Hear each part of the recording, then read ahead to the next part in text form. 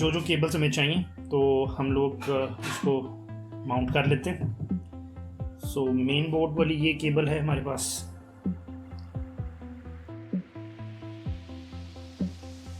इसमें से ये वाला एंड जो है ये पावर सप्लाई यूनिट में जाएगा।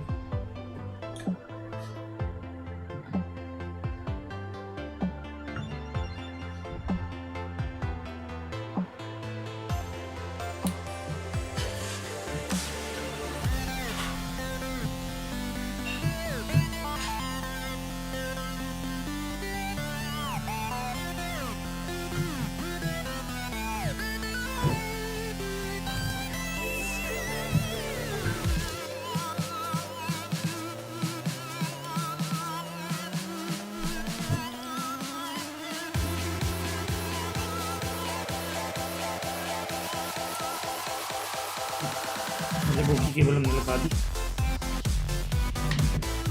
उसके बाद देख रहे थे कि हमें क्या क्या चीज़ चाहिए। अच्छा, अब मैंने क्योंकि दो इसमें ड्राइव यूज़ करनी है तो उसमें दोनों साटा पावर्ड है, तो साटा केबल जो है वो एक मेरे ख्याल से उससे काम चल जाएगा।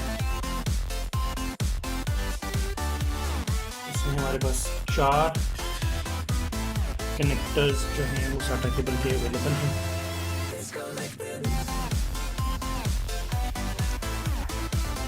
तो साटा के लिए हमारे पास ये सेक्शन अवेलेबल है।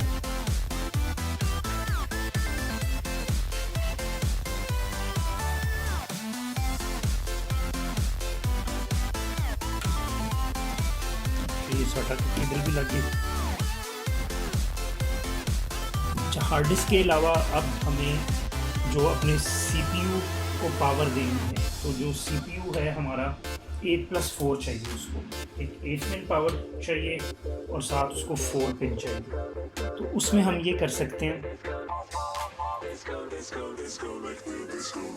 ये हमारी जो 2 केबल्स हैं 4+4 वाली, ये हम इसके लिए यूज़ कर सकते हैं, जो कि एक स्प्लिट हो जाएगी 4 में और एक हम पूरी जो है वो पावर को दे सकेंगे। तो ये सीपीयू के लिए हम ये लगा देते हैं। जो एंड स्प्लिट हो जाता है वो मदरबोर्ड की साइड पे जाएगा और जो स्प्लिट नहीं होता वो हम लगाएंगे पीएसयू पे।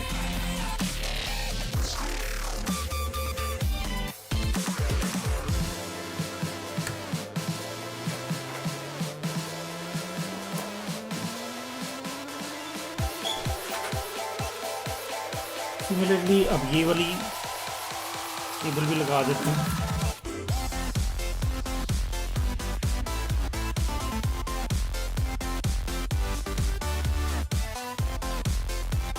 ये एंड जाएगा पीएसयू में।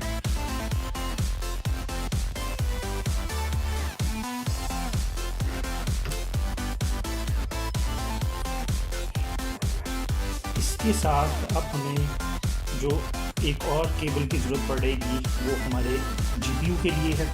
तो जीपीयू के लिए जो हमें कनेक्टर चाहिए वो क्योंकि RTX 3070 है तो गीगाबाइट OC RTX 3070 मेरे ख्याल से ले रहा है एक 8 पिन + 6 पिन। तो ये PCI की हमें 2 केबल्स उस पर मेरे ख्याल से रिक्वायर्ड होंगी। एक हम ये 8 पिन का कनेक्टर उसको लगा देंगे और एक हम उसको स्प्लिट करके 6 पिन का लगा देंगे। और हम एक ही केबल उसमें यूज़ नहीं करेंगे, 2 सेपरेट केबल्स यूज़ करेंगे उसके।